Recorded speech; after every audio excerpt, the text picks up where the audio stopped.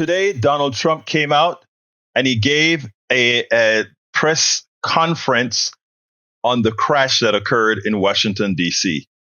And I have not seen a more despicable press conference in which he's using the tragedy of this crash, to actually promote his racist, homophobic, completely xenophobic, sexist DEI attack that has no merit in this case. It is simply amazing. Before I get into it, listen to this interview, and then we'll take it on the other side. We do not know what led to this crash, but we have some very strong opinions and ideas, and I think we'll probably state those opinions now, because over the years I've watched as things like this happen, and they say, well, we're always investigating, and then the investigation 3 years later, they announce it. We think we have some pretty good ideas, but we'll find out how this disaster occurred, and we'll ensure that nothing like this ever happens again. The FAA and the NTSB and the U.S. military will be carrying out a systematic and comprehensive investigation. Our new Secretary of Transportation. We must have only the highest standards for those who work in our aviation system. I changed the Obama standards from very mediocre at best to extraordinary. You remember that. Only the highest aptitude, they have to be the highest intellect, and psychologically superior people were allowed to qualify for air traffic controllers. That was not so prior to getting there. When I arrived in 2016, I made that change very early on because I always felt this was a job that,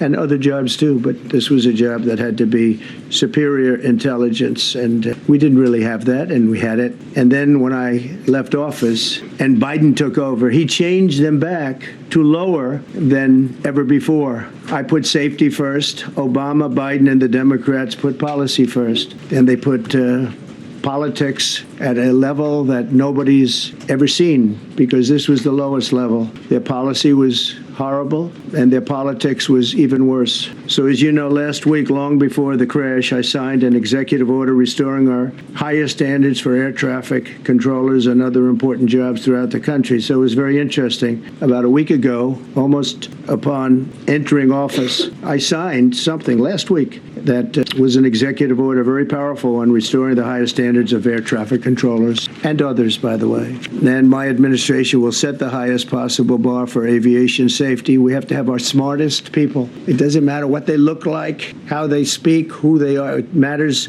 intellect, talent, the word talent. They have to be talented, naturally talented geniuses. You can't have regular people doing that job. They won't be able to do it. But we'll restore faith in American air travel. I'll have more to say about that. I do want to point out that various articles that appeared prior to my entering office, and here's one. The FAA's diversity push includes focus on hiring people with severe intellectual and psychiatric disabilities. That is amazing. And then it says FAA says people with severe disabilities are most underrepresented segment of the workforce, and they want them in, and they want them, they can be air traffic controllers. I don't think so. This was in January 14th, so that was a week before I entered office. They put a big push to put diversity into the FAA's program.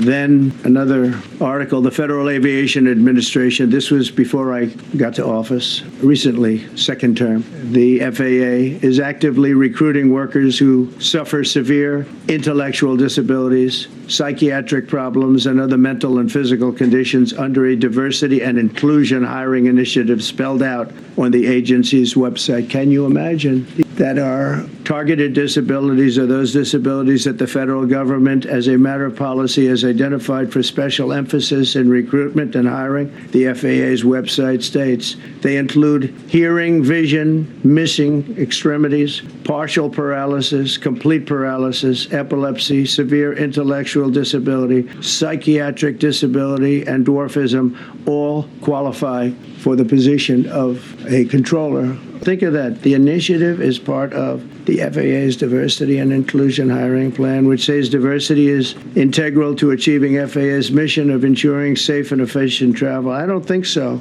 I think it's just the opposite. And then I came in, and I assume maybe this is the reason. The FAA, which is overseen by Secretary Pete Buttigieg, a real winner. That guy's a real winner. Do you know how badly everything's run since he's run the Department of Transportation? He's a disaster. He was a disaster as a mayor. He ran his city into the ground, and he's a disaster now. His government agency charged with regulating civil aviation. Well, he runs it, 45,000 people, and he's run it right into the ground with his diversity. A group within the FAA, another story, determined that the workforce was too white, that they had concerted efforts to get the administration to change that and to change it immediately.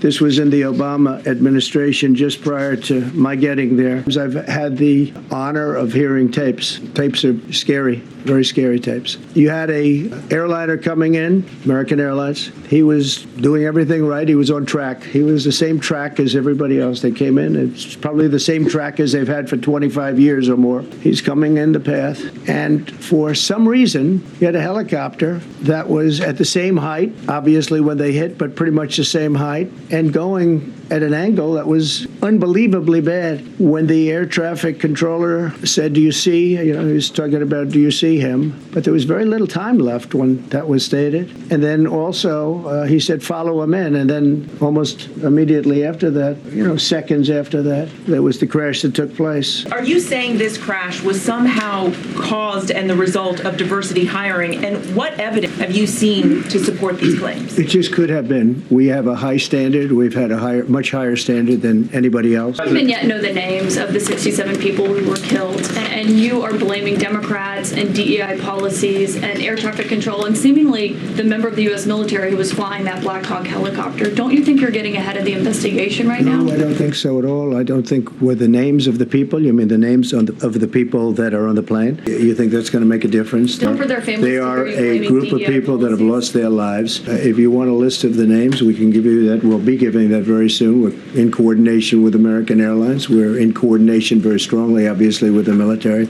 But I think that's not a very smart question. I'm surprised coming from you.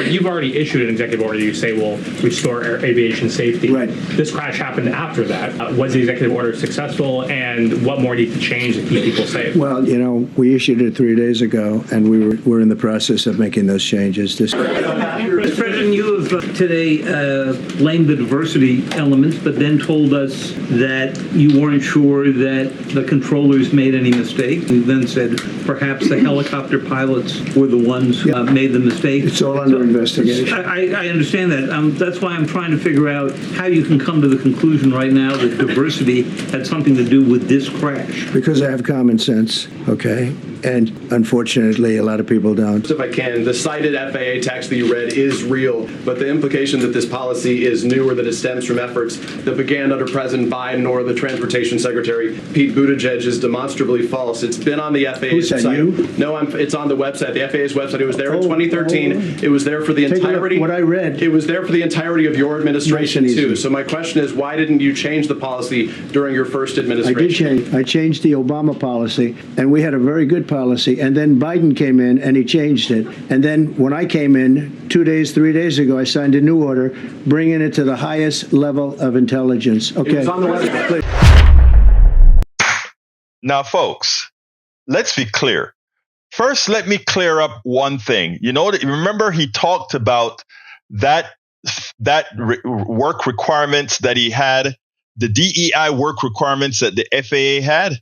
Well, as usual, everything that he says, you have to take with a grain of salt because he comes out with a modicum of truth that is interpreted completely wrong. Here is the Snopes report on that particular FAA policy about hiring people with intellectual disability. Look, that has existed prior to Biden. It had existed throughout Trump's entire first term, which he did nothing about. And this wasn't about hiring controllers. This was about hiring people in general, people with disabilities, if they are capable of doing a particular position at FAA. FAA is not just about hiring controllers. FAA is about hiring janitors. FAA is about hiring writers. FAA is about hiring website designers. FAA is about hiring all kinds of people. And all these rules are saying is we won't restrict people because of their disabilities if there is a job that the FAA, a government organization, offers that you can do. This is excellent policy. And why is it excellent policy? Because it ensures that everybody has an opportunity to work and be a contributor to society. We know that the private sector many times discriminate on how they hire. If you have a missing hand, if you have a tweak or whatever. The government is saying, as all of us are taxpayers, let's make sure that all of us have skin in the game if you are able to do the job. That's all that thing was about. Nothing more, nothing less. And it turns out that the president misinterpreted that. But you know what was a great thing? That some of the reporters called him out. The question is if they will continue to call him out, because they must continue to call him out, because it's going to be 4 years of complete lies.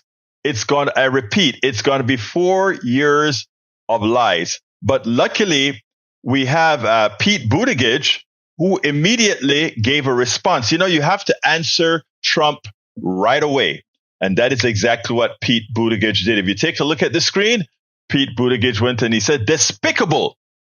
As families grieve, Trump should be leading, not lying. Leading, not lying.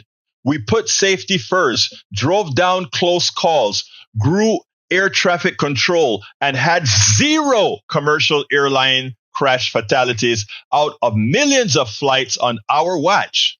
President Trump now oversees the military and the FAA. One of his first acts was to fire and suspend some of the key personnel who helped keep our skies safe.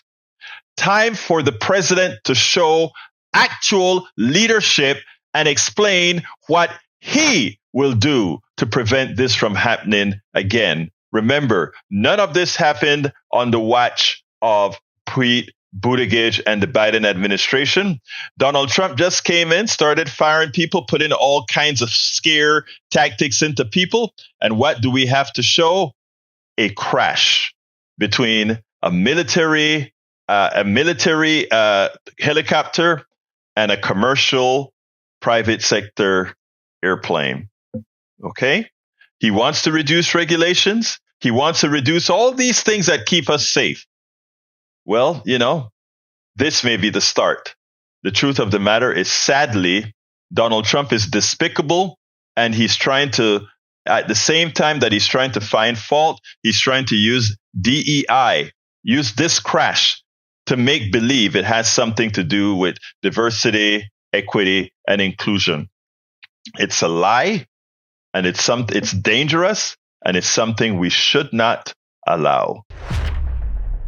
We spend a lot of time deconstructing the news, trying to parse it into a form that everybody can understand. We try to find those little nitpicks where it flies above the fray, etc.